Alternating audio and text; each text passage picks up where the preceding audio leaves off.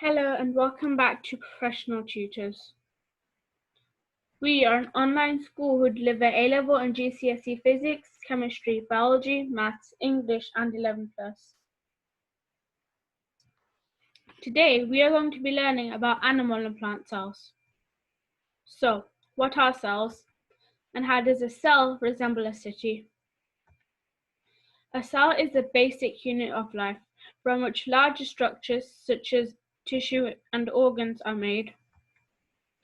Unicellular organisms such as bacteria consist of just a single cell, whereas multicellular organisms consist of many cells. Humans are made from an estimated 50 trillion cells. A good way of memorizing this is uni means single, therefore unicellular means consists of just a single cell, whereas multi means many, therefore multicellular means consists of many. This is a good trick to remember in your exam as it will help you. Most plant and animal cells are between 0.025 micrometers and 60 micrometers in size. This is around half the diameter of a single human hair and way too small to see without a microscope. The largest cell in the human body is the female egg cell at around 1000 micrometers in size. The smallest human cell is the sperm cell. The head is around 5 micrometers long. Most plant animals are multicellular. The human body is made of around 200 different types of cells, all working together. Most cells are specialized, meaning that each type of cell has a specific structure and function. A good way to memorize this is think of work, for example. At work, every employee has been specially trained to do one specific job. In the same way, a specialized cell has a specific structure and function. All cells with a nucleus contain the same genes, but different cells activate different genes, so they only produce the proteins they need. However, all cells have certain common features and structures called organelles. Here we have a diagram of an animal cell and a plant cell. These are the organelles of an animal cell, and these are of the plant. You may notice that most of these are both in animal and plant cell. But in a plant cell, there are 3 extra organelles. These are the vacuole, chloroplast, and cell wall. The ones that are shared in both are mitochondria, nucleus, ribosome, cytoplasm, and cell membrane. We will look into all of these later on in the video.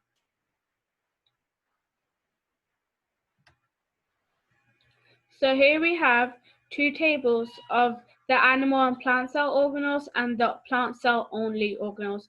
You can pause the video and copy this down if you want. If not, let's move on. Animal cells.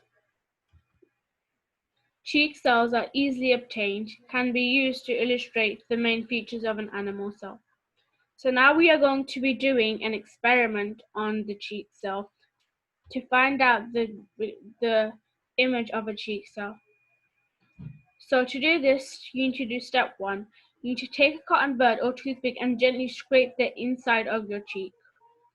This will transfer the cheek cells to the tip of the cotton bud. Now, wipe the cotton bud or toothpick across a clean microscope slide to transfer the cells across. Next, add a drop of methylene blue stain or iodine to the cheek cell. This enables you to see the cells and their organelles more clearly. Step 4. Carefully add a cover slip, making sure you don't trap any bubbles. If you do trap bubbles, then you will need to repeat all of this again. And stage 5. Place the slide under the microscope.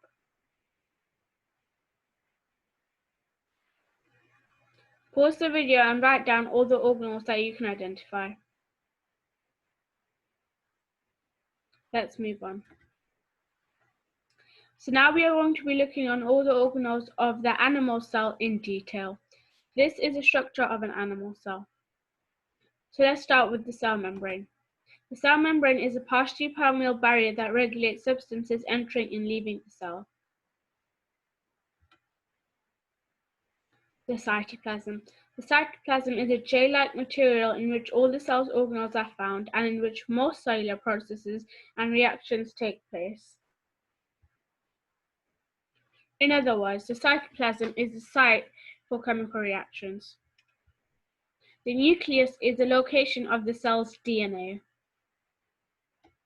Mitochondria are the site of energy released by respiration. And ribosomes are the site of protein synthesis. You can go back, pause the video, and write these down if you want. If not, let's move on. In animals, the first type of cells in the developing embryo are stem cells. These are unspecialized cells that can go on to form all the different types of in the adult. So here you may notice that it says unspecialized. Unspecialized is the opposite of specialized. This is the stem cell. It's an unspecialized cell. Unspecialized cells are like clay. You can form them into different things. So a stem cell can be put into a red blood cell, nerve cell, muscle cell, and a sperm cell. Now we are going to look into all of these different cells in more detail. White blood cells are an important group of the immune system cells that recognize and destroy pathogens. Some white blood cells can change shape to engulf pathogens and squeeze them to other body cells. Other white blood cells produce antibodies to tag the pathogens for destruction. In other words, a white blood cell destroys pathogens. And for those of you who don't know what pathogens are like viruses. The white blood cell destroys the pathogens in one and two ways. They either engulf the pathogen, meaning they eat the virus, or they produce antibodies that get the pathogen for destruction. Red blood cells transport oxygen molecules throughout the body. They contain red pigment called hemoglobin, which binds oxygen. Red blood cells are in concave dish shape, which increase their surface area volume, allowing more oxygen to be transported. In other words, red blood cells transport oxygen throughout the body. They contain a red pigment called hemoglobin, which binds the oxygen. Nerve cells, or neutrons, transmit electrical signals throughout the body. They have a long, thin axon surrounded by a layer of insulating myelin. This increases the speed of the electrical impulse. The cell body has branched endings to connect to many other nerve cells. In other words, the job of the nerve cell is to send signals to the body. So for example, if you touch something hot, the nerve cell will quickly send a signal to your brain telling you to put your hand away from it. Goblet cell. Goblet cells are found in the gastrointestinal and respiratory tracts, where they secrete mucus to lubricate and protect. The top portion of the goblet cells are packed with mucus granules. The nucleus and other organelles are found near the narrow base of the cell. Sperm cells are the male reproductive cells that fertilize egg cells and have a long, flexible tail, enabling them to swim towards the egg. They contain many mitochondria to provide energy for swimming. The head contains enzymes that dissolve the outer protective layer of the egg, enabling fertilization. Muscle cells make up all skeletal, smooth, and cardiac muscle fibers. They are long and contain protein fibers that contact and receive an electrical impulse. This causes cell, and therefore muscle, to shorten. Pause the video and have a go at these. Now let's check our answers. You can now mark your answers. If you need more time, you can always pause the video. If not, let's move on. Plant cells. Onion cells are easily viewed under a microscope and can be used to illustrate the main features of a plant cell. So now we are going to be looking at an onion cell. Stage 1. Carefully slice an onion so that the piece of the membrane is exposed. You need to do this very carefully, making sure that the membrane is carefully done.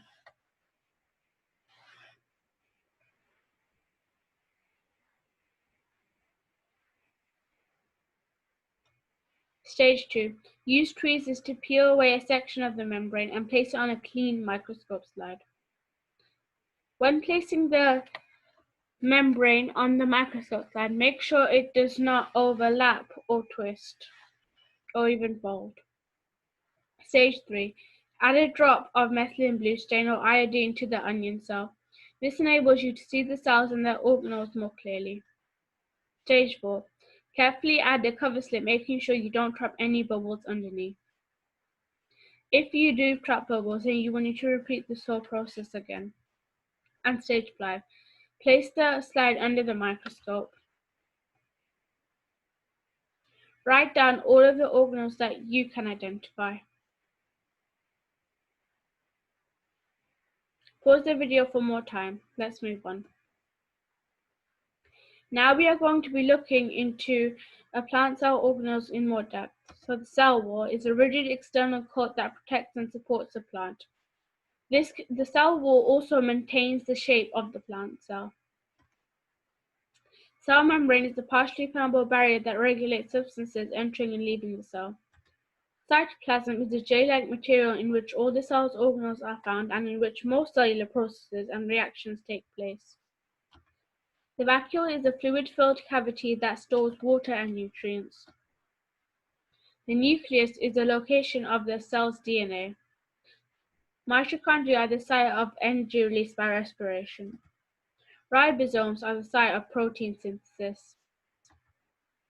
And chloroplasts are the site of photosynthesis. They contain the green pigment of chlorophyll that absorbs the sun's energy. If you have ever wondered why plants are green, it's because of chlorophyll. You can go back and write these down if you want, but you don't have to write all of them down. As you may have noticed, most of these are the same as the ones in an animal cell. The only difference is the cell wall, vacuole, and chloroplast. You can add these to your list. If not, let's move on. Unlike animals, many plant cells retain the ability to differentiate and specialize throughout their life. These cells are found in tissues called meristem cell, the root cell, seed cell, and a leaf cell. Let's look into these in more detail. Let's start with root cell. Root hair cells grow on the surface of roots and absorb water and minerals from the soil. They have long, thin projectors that stick out in the soil, greatly increasing the surface area of the roots for absorption. The xylem vessels transport water and mineral ions up to the plant. The cells that make up these vessels are dead. They have no organelles to obstruct the water flow. The cell wall contains a lignin and fibrous waterproof material that provides structural support. Xylem cells form a continuous tube as they have no end cell walls. In other words, the xylem vessels transport water from the bottom of the plant where it is absorbed to the top and leaves. Sieve cells are the main type of cells in the sieve tube. These transport carbohydrates around the plant. The cells are tubular and have pores in the end walls to form a continuous system. Palisade cells are the main site of photosynthesis. They lie in closely packed rows underneath the upper epidermis of a cell. The epidermal cell. Epidermal cells are on the top layer of the cells and leaves. They are very thin to let sunlight pass through to photosynthesizing palisade cells. They have no chloroplasts to absorb sunlight. They are covered in a protective waxy cuticle. The reason they are covered in a waxy cuticle is so the water droplets can roll off them. Have a go at this. Pause the video if you need more time. If not, let's mark our work.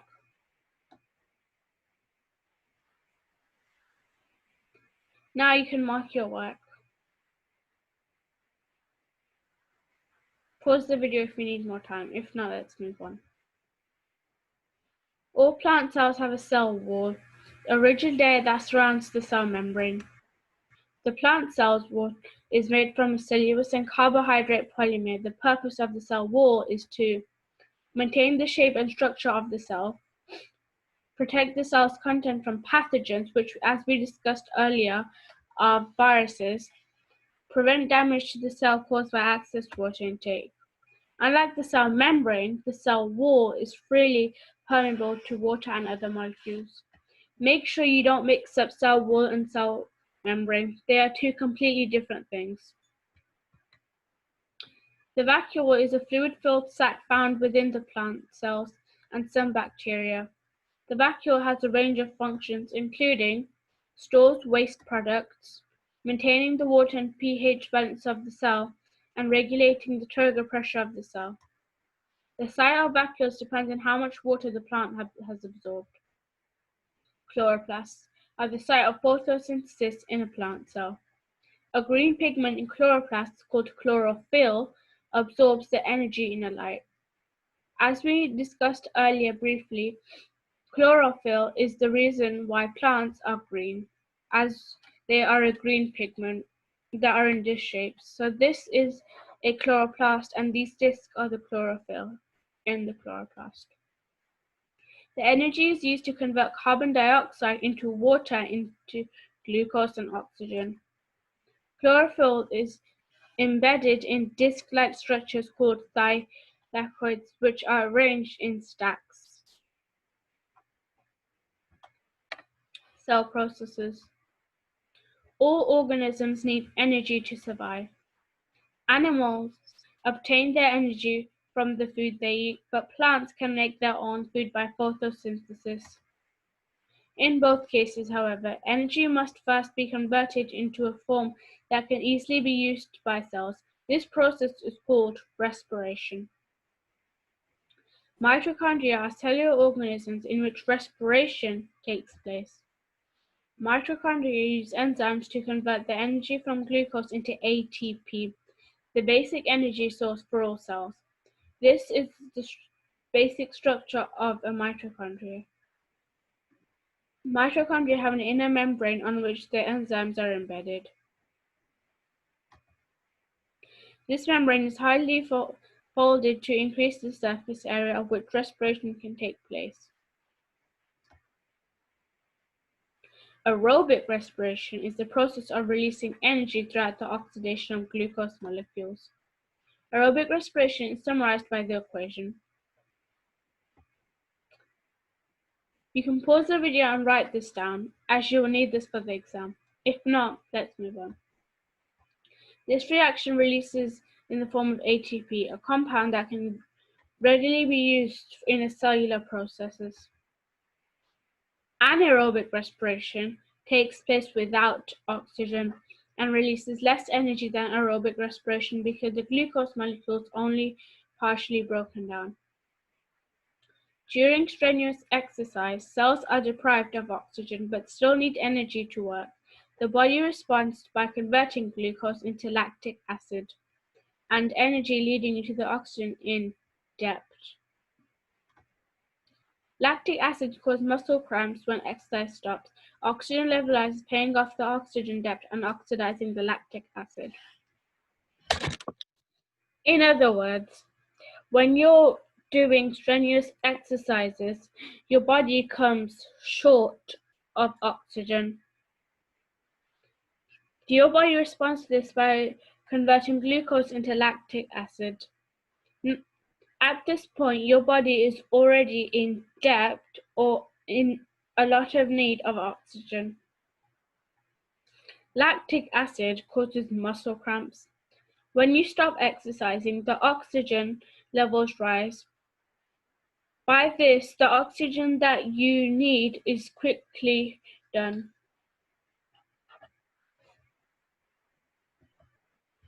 The chemical energy produced by respiration, ATP, is used by cells that undertake work. Where might ATP be used? Movement, thermoregulation in mammals and birds, biosynthesis, and active transport. If you need to write these down, pause the video. If not, moving on. Photosynthesis is a chemical reaction where light energy is used to convert carbon dioxide and water into glucose and oxygen. The reaction can be summarized by this equation. Pause the video and write this down. Moving on. The reaction uses light energy for sun and takes place in chloroplast of plant cell.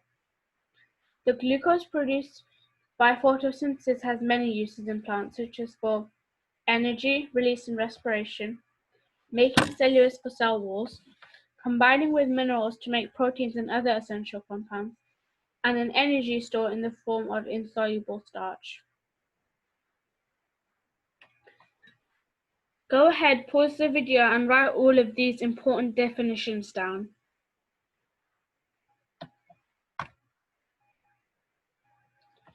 These definitions will help you in the exam, so I would recommend you to learn all these definitions off by heart. Pause the video if you need more time.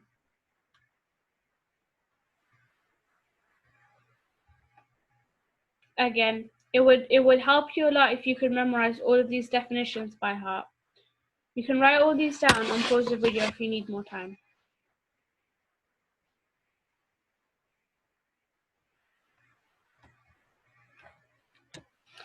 That's the end of this lesson. I hope you guys enjoyed this lesson and make sure to like and subscribe to stay connected.